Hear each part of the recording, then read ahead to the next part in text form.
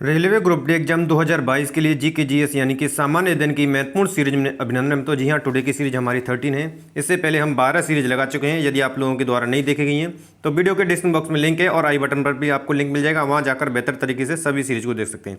जिस तरह प्रीवियस शिफ्टों में जिन जिन टॉपिक से प्रश्न बन रहे हैं और आने वाली शिफ्टों में उन टॉपिक से बन सकते हैं, उन सभी टॉपिक को कवर करते हुए टुडे की वीडियो हमारी रहने वाली है। जी हाँ, और टुडे की वीडियो में हमारी विभिन्न पंचवर्षीय योजनाओं को लागू एवं उनके उद्देश्य पर आधारित है, जिसमें सबसे अहम और सेलेक्टेड प्रश्नों की श्रृंखला को रखा गया है, जो कि आने वाली शिफ्टों में यदि आपका एग्जाम है तो यहाँ से 2 से 3 प्रश्न निश्चित रूप से बनने हैं मित्रों। जी हाँ, तो यदि आप हमारे चैनल पर पहली बार विजिट कर रहे हैं तो चैनल को सब्सक्राइब करते हुए पास में जो बेल आइकन है उसको प्रेस करेंगे, ताकि समय से लेटेस्ट वीडियो का आपको नोटिफिकेशन मिलता रहेगा और आपकी रेलवे ग्रुप डी की तैयारी और रिविजन बेहतर तरीके से बना रहेगा मित्रों। चलिए तो प्रश्न को आरंभ करते हैं। हमारा प्रश्न है, आर्थिक नियोजन एक विषय है। ऑप्शन दिए हुए हैं यहाँ पर, प्रश्न को रीड करना है और ऑप्शन को रीड करना है बेहतर तरीके से, उसके पश्चात ही आप प्रश्न को लगाएंगे। तो यहां से इसका राइट आंसर है ऑप्शन ए, समवर्ती सूची का विषय, यानी कि इसमें राज्य और केंद्र दोनों ही निगमन कर सकते हैं। और बात करेंगे किस अनुसूची के तहत इसमें प्रविष्ट है, तो आपकी 7वीं अनुसूची। ठीक है, 7वीं अनुसूची में यह जो दिया हुआ है आर्थिक एवं सामाजिक नियोजन की संख्या 20 में। ठीक है, चलिए अगला प्रश्न आपका। 7वीं पंचवर्षीय योजना मार्च 1990 में समाप्त हुई थी। 8वीं पंचवर्षीय योजना कब आरंभ हुई थी? प्रश्न को ध्यान से रीड करना है। तो यहां से इसका राइट आंसर है ऑप्शन डी, अप्रैल 1992 में, क्योंकि जो 7वीं पंचवर्षीय योजना थी वो 31 मार्च, ठीक है, 31 मार्च और 1990 में यह समाप्त की गई थी। के 2 वर्षों के अंतराल बाद 1 अप्रैल 1992 को 8वीं पंचवर्षीय योजना को लागू किया गया था, क्योंकि 2 साल में आर्थिक संकट और राजनीतिक अस्थिरता के योजना अवकाश रहा था। अगला प्रश्न है, 10वीं पंचवर्षीय योजना में विनियोग दर प्रश्न में पूछा गया है। ऑप्शन को अकॉर्डिंग देखना है आपको। तो यहां से इसका राइट आंसर है ऑप्शन बी, बचत दर से अधिक थी। अगला प्रश्न आपका, 7वीं पंचवर्षीय योजना का प्रमुख नारा क्या था?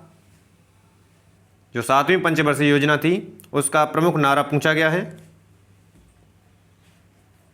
तो यहां से इसका राइट आंसर है भोजन, काम और उत्पादकता। ऑप्शन ए करेक्ट है। अगला, 11वीं पंचवर्षीय योजना का शीर्षक मुख्य उद्देश्य क्या था? या यह भी पूछा जा सकता है कि 11वीं पंचवर्षीय योजना लागू की गई थी, तो याद रखना है आपका 2007 से 12 तक इसका अवधि यानी कि समय रहा था। और इसका मुख्य जो शीर्षक था वो था आपका ऑप्शन डी, तीव्रतर एवं अधिक समावेशी वृद्धि की ओर। अगला प्रश्न, निम्नलिखित में से राष्ट्रीय विकास परिषद का अध्यक्ष कौन होता है? यदि बात की जाएगी कि राष्ट्रीय विकास परिषद की स्थापना की, तो इसकी स्थापना 6 अगस्त 1952 में की गई थी। ठीक है, और इसका जो अध्यक्ष रहता है वो भारत का प्रधानमंत्री, यानी ऑप्शन ए करेक्ट होगा।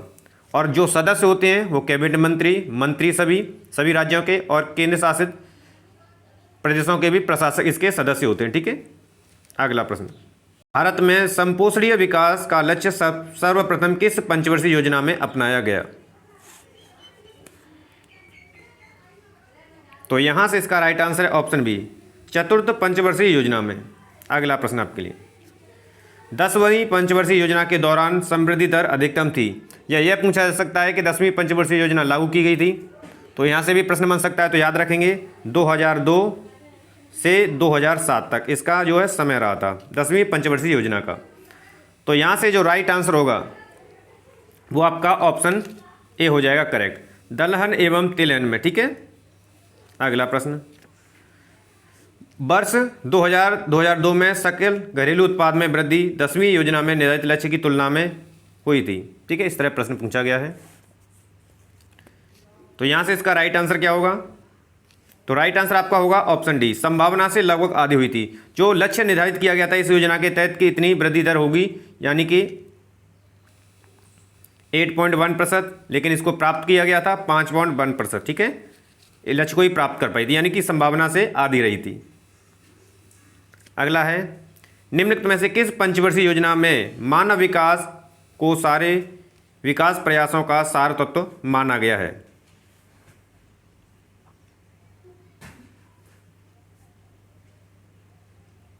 तो यहां से इसका राइट आंसर है ऑप्शन डी, 8वीं पंचवर्षीय योजना।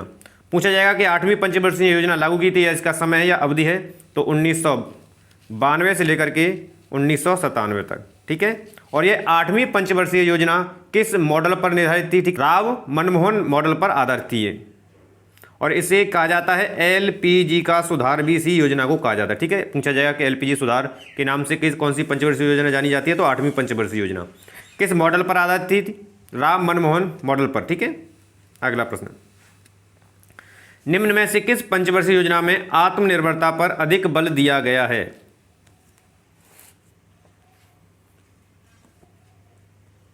तो यहां से इसका राइट आंसर आएगा ऑप्शन डी, पंचम पंचवर्षीय योजना में आत्मनिर्भरता पर जो है बल दिया गया था। और यह समय पूछा जाएगा या अवधि पूछी जाएगी, तो आपको बताना है 1974 से लेकर के 1978 तक इसकी अवधि रही थी 5वीं पंचवर्षीय योजना की। ठीक है, अगला प्रश्न, वर्तमान में भारत की योजनाओं के सार्वजनिक व्यय हेतु अधिकतम साधन कहां से प्राप्त किए जाते हैं? तो यहां से इसका राइट आंसर होगा ऋण से। अगला प्रश्न, 12वीं पंचवर्षीय योजना का मुख्य उद्देश्य क्या था? यदि पूछी जाए कि 12वीं पंचवर्षीय योजना की अवधि थी, तो 2012 से लेकर के 17 तक ये अंतिम पंचवर्षीय योजना थी। ठीक है, तो यहां से इसका जो राइट आंसर है ऑप्शन डी है, तीव्रता धारणीय एवं और अधिक समावेशी विकास करना। इसके पश्चात कोई पंचवर्षीय योजना लागू नहीं की गई, क्योंकि नीति आयोग के द्वारा भिन्न भिन्न योजनाओं को, अवधि वाली योजनाओं को तैयार किया गया, जिसमें से वर्षीय दृष्टिपत्र है, वर्षीय रणनीति है, वर्षीय एक्शन एजेंडा है। ठीक है, अगला, राष्ट्रीय नियोजन में रोलिंग प्लान की अवधारणा किस सरकार के द्वारा लागू की गई थी? तो यहां से इसका राइट आंसर है ऑप्शन सी, जनता पार्टी की सरकार के द्वारा। अगला प्रश्न, प्रथम पंचवर्षीय योजना किस वर्ष आरंभ हुई थी?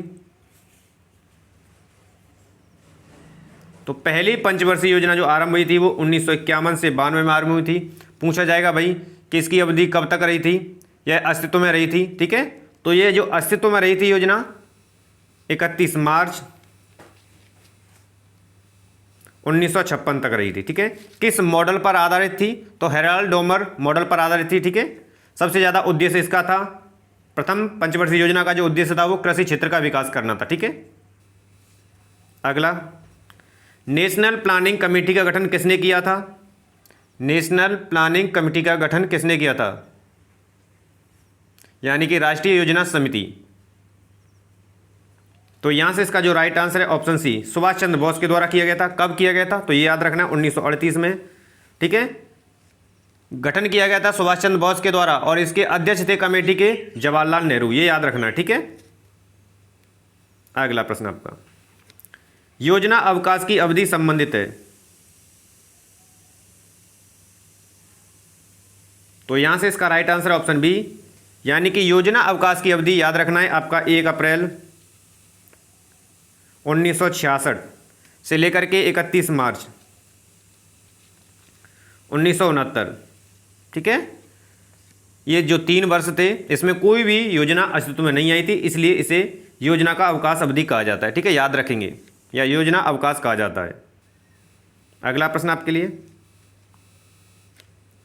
10वीं पंचवर्षीय योजना में किस क्षेत्र में उच्चतम वृद्धि दर लक्षित की गई थी?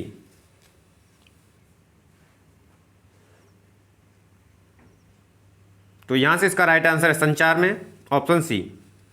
अगला प्रश्न, 11वीं पंचवर्षीय योजना में किस क्षेत्र में सबसे अधिक रोजगार के अवसर में वृद्धि की आशा की गई थी?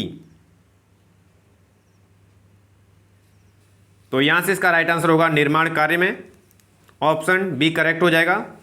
अगला प्रश्न,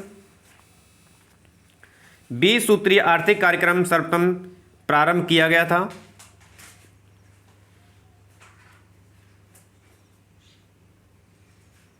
तो यहां से इसका राइट आंसर आएगा ऑप्शन बी, 1975 में इंदिरा गांधी की सरकार के समय 20 सूत्रीय जो कार्यक्रम है वो प्रारंभ किया गया था। अगला है अर्थव्यवस्था में कोर सेक्टर से तात्पर्य है। तो यहां से इसका राइट आंसर ऑप्शन डी, चयनित आधारभूत उद्योग से। अगला प्रश्न इसके लिए,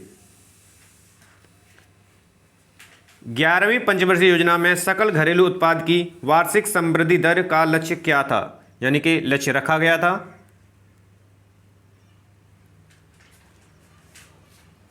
तो यहां पर जो राइट आंसर है वो आपका ऑप्शन सी है, 9% पहले रखा गया था, लेकिन बाद में यानी कि मूल लक्ष्य आपका 9% था, बाद में इसे संशोधन के बाद घटाकर इसे 8.1% कर दिया गया था। ठीक है। अगला प्रश्न आपका, 12वीं पंचवर्षीय योजना की अवधि क्या थी। 12वीं जो पंचवर्षीय योजना थी उसकी अवधि पूछी गई है। तो अवधि जो थी वो 2012 से 17 तक थी। ठीक है, याद रखेंगे। तो ये थे मित्रों टुडे के सबसे अहम और सेलेक्टेड विभिन्न पंचवर्षीय योजनाओं की लागू अवधि और उनके मुख्य उद्देश्य पर आधारित महत्वपूर्ण प्रश्नों की सीरीज।